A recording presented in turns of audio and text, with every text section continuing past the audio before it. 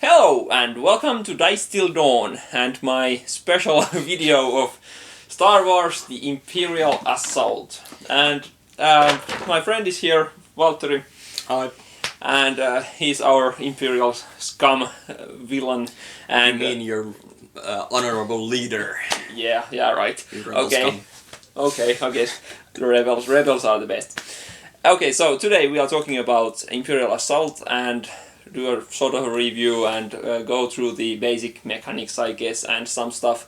And we aren't going to show the rules or explain them, but we'll do some comparisons to Descent, second edition, and stuff like that. But yeah, what is Imperial Assault? Well, Imperial Assault is, well, dungeon crawler in Star Wars universe by Fantasy Flight Games, which has a lot of cool miniatures, like these ones, ATST, which he has painted. Yeah, they don't come painted, but they are very high quality miniatures. Fantasy Flight Games has gotten better and better at making miniatures. They're, well, almost like Cool Mini or Not or Games Workshop level nowadays, so they're really good and fun to paint and easy to paint in the sense. I've painted almost all of the ones, even though I have almost all of the expansions. I've now painted pretty much every figure there is, but still a few missing. So the game is for 2 to 5 players and has 2 modes in a sense, where there is one campaign mode which lasts for 20-25 hours about, and consists of 11 to 15 missions or something like that. Yeah, and then there's also a skirmish mode, which is basically a miniatures battle type of game for 2 players, where you build a team from Imperials or the Rebels or the Mercenaries. Yeah. And then you just battle each other out. There's always also a secondary objective in the skirmishes, but you don't really have to do them. You can just battle it out on different maps. Yeah, and there are, especially if you have the expansions, there are a lot of maps. In the base game there's, I think, 3 different maps from the Darth Vader pack and the Luke pack and the base game.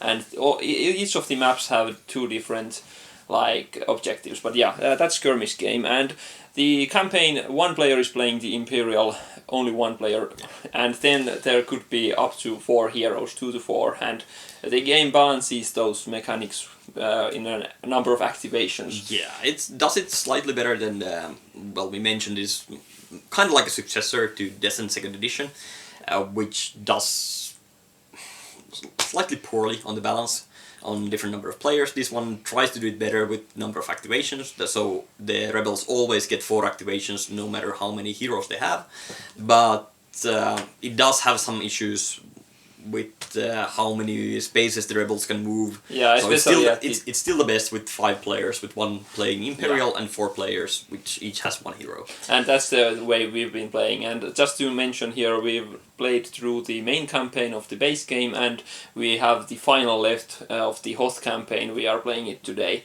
and so we are almost 2 full campaigns through. So that's how much we've played the game. And I've played the skirmish for 4 or 5 games, and we just played 1 skirmish together. So Valtteri has played 1 game also. So that's pretty much the basics. The components are guaranteed Fantasy Flight quality. The other things also, I mean, the cards and the tiles are brilliant looking, and the miniatures we already mentioned are great. So what's the main mechanics, I guess, of the game? We also already mentioned some of them, but basically, but like we said, it's a dungeon crawler, so you have a map and you have objectives. One thing that this does different from Descent is that the rebels don't know what they have to do, so it's slightly more if you have played Mansions of Madness. So rebels just go there and they know that now we have to do this, but it might not be the final objective they have. So it might suffer a bit when you replay the same campaign, because this time rebels will know everything and can be prepared, but when we have played it, obviously me as an Imperial player have enjoyed it immensely, because I know that at the end of this round there will be this huge ATST and, you know, they're standing in front of it. They just don't know it yet. But yeah, and that's kind of like it replaces kind of the Overlord deck from the Descent in a sense. In a sense, yeah. Well, not exactly the same thing, but still the hidden things come from there, but you can't control them that much also. Yeah. But yeah. And I think this feeling is desperation on the rebel side, and it does work. Sometimes it gets too hard or too punishing for the rebels. It feels like you are being slapped by a baseball bat all the time, but it is thematic. I just watched Empire Strikes Back and the Return of the Jedi, and there are a lot of moments in those movies that I now watch them again after playing this game that that's exactly like in Imperial Assault, and it's funny now that I've watched them after playing this game again. But I have to say the desperation is also in the Imperial side, because just because you don't know it, I'm almost dead. Yeah, and there are some funny moments like the Darth Vader. We won't spoil anything, but there was one scenario where we were trying to kill Darth Vader, for example, or some other scenarios, and we don't know how many hit points the bad guy has, and we are always, we did two, is he dead? No, and in the end we lose or win, and it was down to 1 hit point or stuff like that. But that's one thing, because it says in the rules that the rebels are not allowed to look at the mission guide, and it kind of says that I need, as an Imperial player, tell them what they need to know, but we had a discussion about in our first campaign, what exactly do I need to tell them, because then when it says in the guide that, for example, I have a Darth Vader which has extra hit points, for example, do I tell them how many extra hit points he has? We decided no, but you know, it might be a lot easier for and again with the replay, you know exactly how many hit points you need to deal to this monster or special guy, Darth Vader, special ATST, whatever. So yeah, so I think there are. Let's talk about some of the rules. The rules are okay. I think they are pretty clear, but when you have this many moving parts, there starts to be some things that you really have to look out. The rules reference guide, this comes with 4 different rule books in a sense, and the rules guide, when you learn to use it so that you just look for the keywords, it works pretty nicely actually, but it took some time to actually learn to use it. And exactly the thing, in the first games we used to actually put the reinforcement points on the map and stuff like that, because it wasn't clearly indicated or which information is open and stuff like that, but it didn't really break the game, but still. Yeah, and well, obviously, if you're playing this first time, in your first campaign, you're probably gonna play a lot of things wrong. We did. I mean, we played few missions with some rules we just, this probably works like in Descent. And obviously didn't, because, for example, in this game you have the strain. Heroes can only move 2 spaces with strain each turn. In Descent you can take as many sweats or fatigue as you want. So we played a couple of missions with like that, and you know, the heroes just run through the map with strain and beat me to death. Yeah, and also the special actions you can only use once. That's also only once mentioned in a small paragraph in the rulebook. Okay, it's clear there, but still we missed it through the first whole campaign. And there was stuff like that. But it's still fun, even if you play it wrong. Enjoy it. Don't. Yeah, just don't fret on it too much. It's just enjoy the game, I think, even though you are losing. Yes. Okay, unless you're Imperial, that you just win. Yeah, anyway, the balance I think is pretty good. It's pretty good, but it does have a small snowball effect. Yeah, exactly. Because there's story missions and side missions, and side missions are normally their other stuff, and story missions are experience points. So it will easily happen that if somebody wins a couple of the first story missions, if we have it, for me, that in this campaign I won all the story missions. Now I have like 5 experience more than the heroes, and that's a lot. If it would go other way around, I mean, I would be so screwed. Yeah. Still, I think our wins are like 6-4 or 7-4 or something like that. I think it's like 7-4 now. Yeah. And the first campaign, it was 7-5 total. Yeah. Imperial won the final, and now it's down to like the final, and if we win that, it's close to even, but if we lose, it's pretty much. But it's been like that. I won all the story missions. They won the side missions because, well, side missions. I think more often than not, they're not that balanced compared to the story missions. That's what I feel as the Imperial. In a lot of the story missions, it has been really close, even though they may have not known it. But in a lot of the side missions, I was like, well, this is basically impossible for me, unless they play really stupidly. So there's slight balance issues in some maps, but it's still fun. Yeah, and especially when you just play it for fun and try to enjoy it, even though it's sometimes hard. But yeah, let's talk about the campaign, like how the campaign works, because that's interesting to me, in my opinion. Yeah. So you have the. Do you actually have it? You don't have the rulebook here. Well, No. it shows the. You have. At least the first campaign was basically story mission, side mission, story mission, side mission. Yeah, so perhaps two side missions in a row, but stuff like that. Yeah, and the rebels can choose which side mission they go to. Yeah, they have two available at all points. At minimum. At minimum, yeah. Imperial can play. They have this own agenda deck, which I think is quite nice. They have these points, then they buy cards from it, and they have their own side missions. And if the rebels don't do those, you get something nice. And if they try to do them and you win, you still get something nice. Because normally the side missions are all pro-rebels. They go to their own stories, like, oh, we're looking for this Jedi's lost lightsaber. Yeah, stuff like that. But it could be that if you don't do this mission, he gets Darth Vader for the rest of the game as an ally, or stuff like that. Yeah. And those are great, and it's a great decision, so that it makes the rebels, like, be more in the story also. It's not just that we play these missions in a row, but we can actually choose, do we want money now, or do we want to get R2-D2 maybe perhaps as our ally, or stuff like that, and that's great.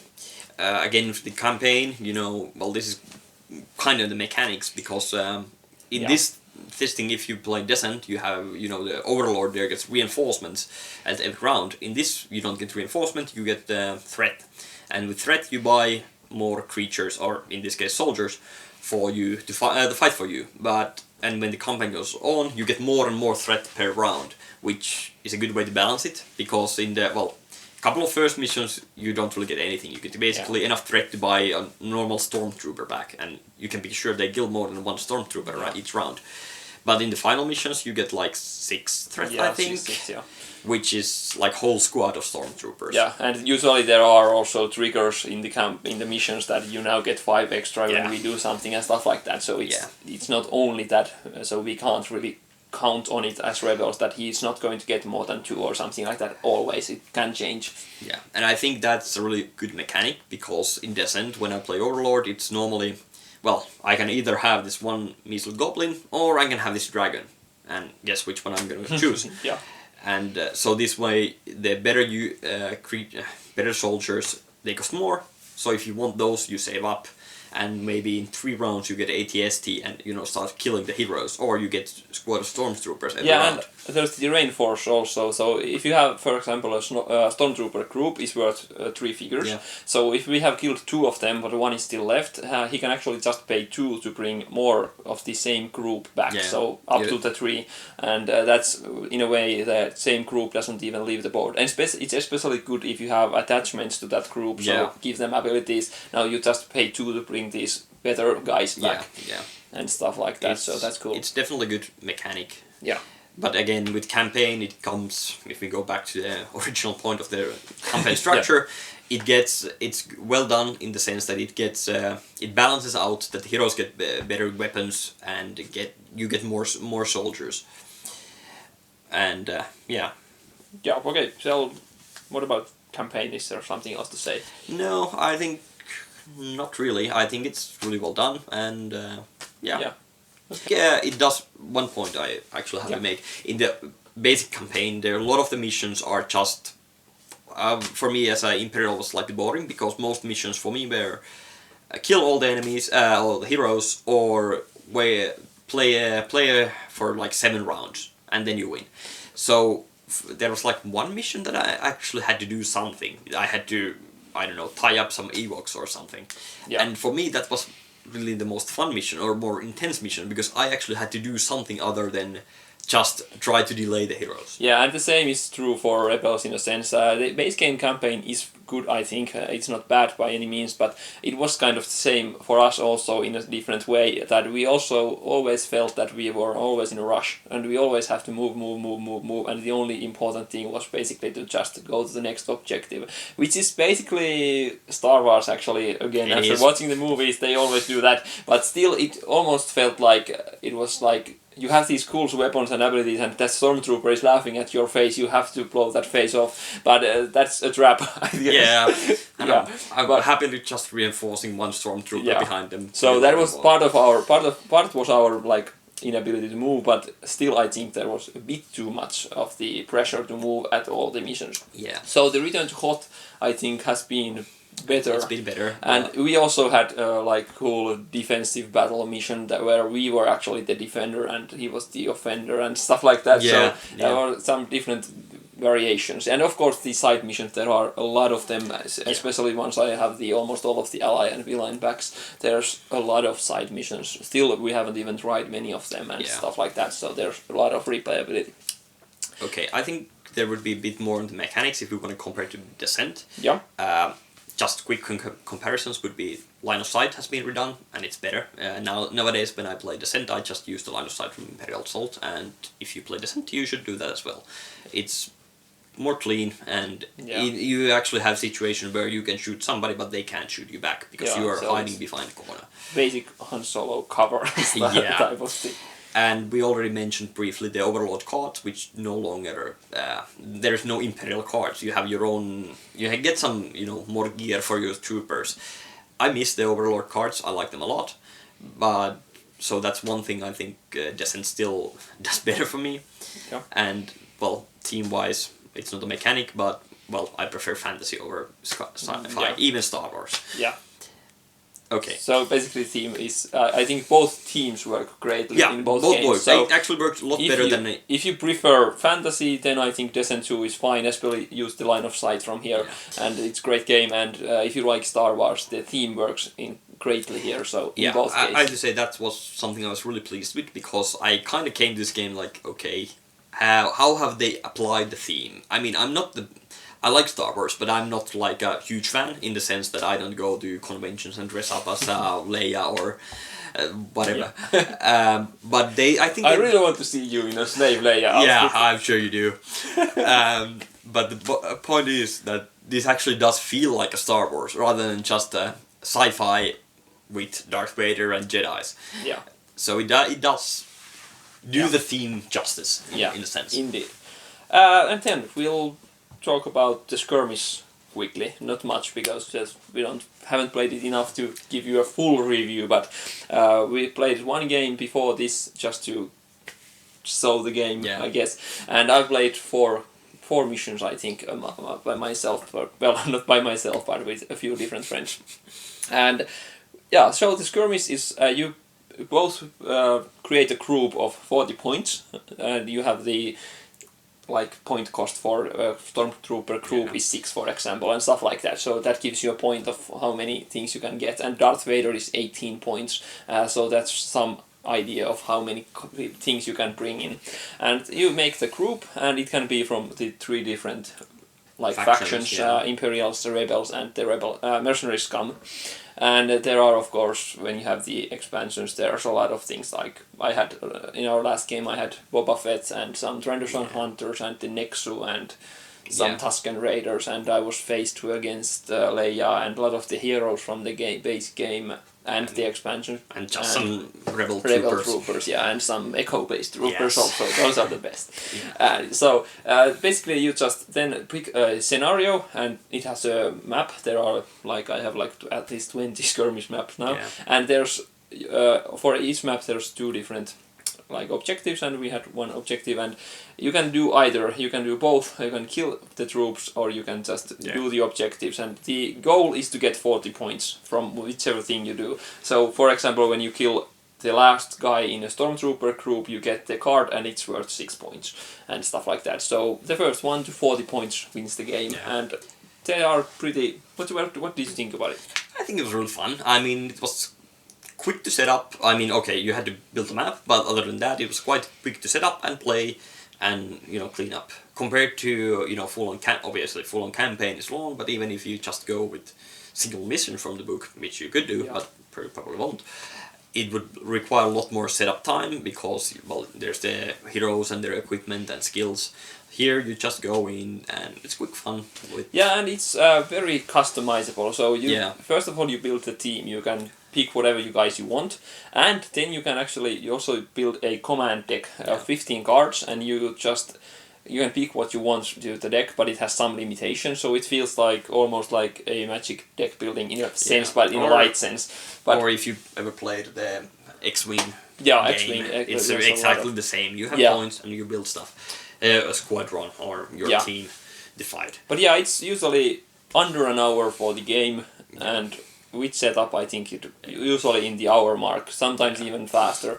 But especially if you play it more, you probably know what kind of team you want to build. And well, for me it was the first time, so I actually had to go through all the command cards and look. Oh well, this looks nice. Yeah. And when you know what's in there, obviously it's easier. It gets easier over time. Yeah, and I hadn't even played the mercenaries of myself either, so all of those figures were new to me also. So there's a lot of things, but. It has a lot of replayability, I think, especially when you have so many expansions. With the base game, I think there's still pretty good replayability, actually. I think it's better than X-Wing base game for Skirmish, I guess. Yeah, probably. Because the X-Wing has like 3 ships in a base game. Yeah, and this still has quite a bit. You can't really build a mercenary group with the base game, but you have a good variation of rebels and Imperial in the base game even. Less rebels, but definitely for Imperials, solid. Maybe with a couple of ally packs, it would be definitely good. Okay, so that was the Skirmish. Anything else? No, not really. Okay, so what about our final thoughts? What do we think about this? Well, I think it's a great game. Like I already said, I still love Descent. I like this as well. Probably slightly less because, like I said, I'm more of a fantasy guy than sci-fi. But there's things that this does better, and then there's things that Descent does better. And they definitely feel different enough because how they play, that both deserve a place in my collection. Well, I don't have this one yet, but if I didn't play it here, I would probably get it home and play it there. Yeah, so about the same for me. I really love this game, and I have had Descent for a year and a half or so, but I only have the base game, and I just haven't had the time or the group to play it. And I do love fantasy settings, so there's a lot that could be going on in that game, and I really do want to play that game properly, maybe with the same group at some point. But for now, we've been playing the heck out of this game. The only game we've played this year in my group here. We haven't played anything else since January. Only Imperial Assault every time, and usually 12 hours or so at the point. And I'm pretty huge Star Wars fan, and I haven't gone to conventions either, but I do. But you do have the slave layout. Of course, and I also have the Darth Vader Force FX lightsaber on the shelf there. So but. All in all, both work for me, and I really love this game a lot. And I just my Board Game Geek rating, I just raised it to 10 for the Imperial Assault because I think I have it just 9.5. Okay, because so Descent is 10 for me. It has to be higher. That's 9.75, so it's still a 10 in a sense. But okay, so we highly recommend the game, and I might do some other video at some point, maybe explaining some of the rules and show some of my painted figures or stuff like that, but maybe later.